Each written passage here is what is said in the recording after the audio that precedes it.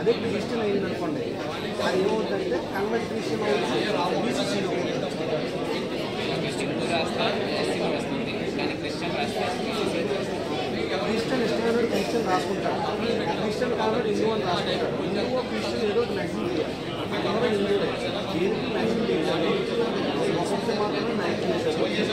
జైవ్యంలో మిత్రులారా, ఈరోజు ఈ పత్రికా సమావేశం ఏర్పాటు చేయడానికి ముఖ్య ఉద్దేశం ఏంటంటే, ఈరోజు కలెక్టర్ గారికి వినతి పత్రం ఇవ్వడం జరిగింది. దేనికనగా రాష్ట్రంలో ప్రతి జిల్లాలోనూ కూడా ప్రతి గ్రామంలోనూ కుల గణన జరుగుతుంది.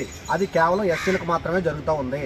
దానిలో కుల గణన జరిగేటప్పుడు ఎస్సీలను మాలైతే మాలని, మాదిగైతే మాదిగని రాస్తున్నారు. కానీ పక్కన రిలీజన్, అది మతం ఏదైతే ఉందో ఆ మతాన్ని రాయకుండా గ్యాపులు వదిలేస్తూ ఉన్నారు.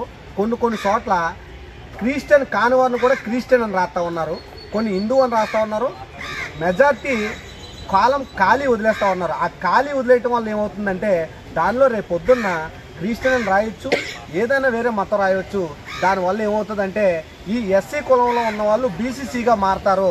ఈ విషయాన్నే కలెక్టర్ గారికి చెప్పడం జరిగింది. కలెక్టర్ గారి ద్వారా డిఆర్ఓ గారికి పంపించి అన్ని మండల ఎంఆర్ఓ ఆఫీసులకి పంపించి ఆ మతం ఏదైతే రిలీజన్ కాలం ఏదైతే ఉందో దాన్ని ఫిల్ చేయాలని చెప్పాం. అదేవిధంగా ప్రభుత్వం చేసే పని ప్రభుత్వం చేస్తూ ఉంటుంది.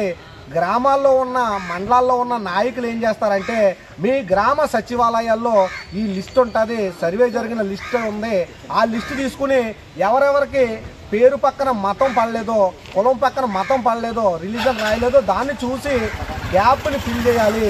లేదంటే రేపొద్దున్న మనం మతం మార్చే అవకాశం ఉంటుంది. అప్పుడు ఎస్సీ కులంలోంచి బీసీ కులంలోకి పోతారు, రిజర్వేషన్ అందకుండా పోతుంది. ఇది మన కులాన్ని మార్చే కుట్ర జరుగుతుందని మేము భావిస్తూ ఉన్నాము. కాబట్టి దళిత సంఘాల నాయకులు, ప్రజా సంఘాల నాయకులు అన్ని గ్రామాల్లో దళిత యువకులు అప్రమత్తమయ్యి ప్రతి గ్రామ సచివాలయంలోకి వెళ్ళి ఆ లిస్టు చూసి ప్రజలను చైతన్యపరిచి ఆ గ్యాపులు ఫిల్ చేయాలని తెలియజేస్తూ ఉన్నాము. కాబట్టి ఇది ఈ నెల 12వ తారీఖు వరకు సమయం పొడిగించారు. 12వ తారీఖు వరకు సమయం ఉంది. ఈ లోపే మీరందరూ ఇలా లిస్టుని సరిచూసుకుని ఆ గ్యాప్ని ఫిల్ చేయాలని కోరుతూ ఉన్నాము.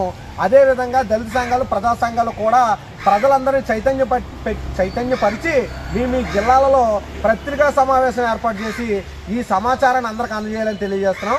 జై భీమ్.